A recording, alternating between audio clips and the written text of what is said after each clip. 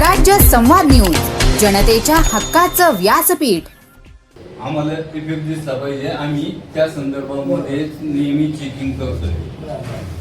कारण या आणि पठाणी आणि सुलतानी वसुली जी जियाकारासारखी आणि तुम्ही मंडळी संपूर्ण दुर्लक्ष करतात. 2 महिने पाठपुरावा आहे सर आमचा. आम्ही एकदम नाही, आम्ही लोकशाही मानणारी चर्चा चालू आहे मॅडम, शूटिंग करू बरेच दिवस चालू आहे त्यांचं, त्यांनी सांगितलेलं. लोकशाही मानणारे आपण मंडळी आहोत. म्हणून 2 महिन्यामध्ये तुम्हाला संधी दिलेली आहे. याच्यावरती आम्हाला दरपत्रक लागले पाहिजे आणि त्याच्यावरती कुठेतरी अंमलबजावणी झाली पाहिजे. नाही तर आम्ही पत्र द्यायचं, तुम्ही हे करायचं, आम्ही पत्र द्यायचं, परत आम्ही आंदोलनाला उभे राहायचं. हे लोकशाहीचं हेच नाही हो, संविधानाचं प्राधान्यच नाही. संविधानामध्ये प्रत्येकाला किती दिवस झाले तुम्ही पत्र देऊन? 2 महिने 2 झाले. महिने झाले. 2 महिने. त्यानंतर यांनी काय कारवाई केली? त्यांनी कागदोपत्री कार्यालयीन कागदोपत्री घोडे नसले गेले, परंतु आमच्या ज्या मूळ मागण्या होत्या त्या अद्यापपर्यंत पूर्ण झाल्या नाही. ते मूळ मागणी अशी होती की प्रत्येक सुविधा केंद्रामध्ये दरपत्रक लागलं पाहिजे. प्रत्येक सुविधा केंद्रामध्ये दरपत्रक लागलं गेलं पाहिजे. 2 नंबरला प्रत्येक अभ्यंगताला ऑनलाईन बिल मिळालं गेलं पाहिजे. आणि सेवा केंद्रामध्ये जे होते की अर्जंटची वेगळी फी,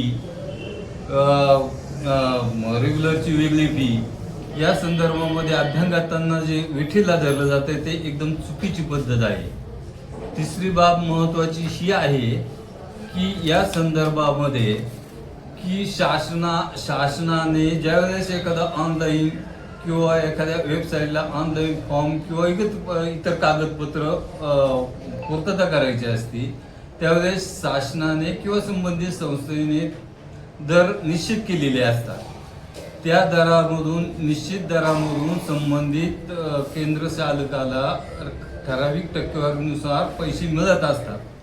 तरी त्याच्या दुपटीनं ते केंद्र चालक पैसे घेतात. अभ्यंगतांना ती लूटच म्हणता येईल, ती लूट करतात. आणि ही लूट बंद व्हावी म्हणून सातत्याने आम्ही 2 महिने पाठपुरावा करतोय.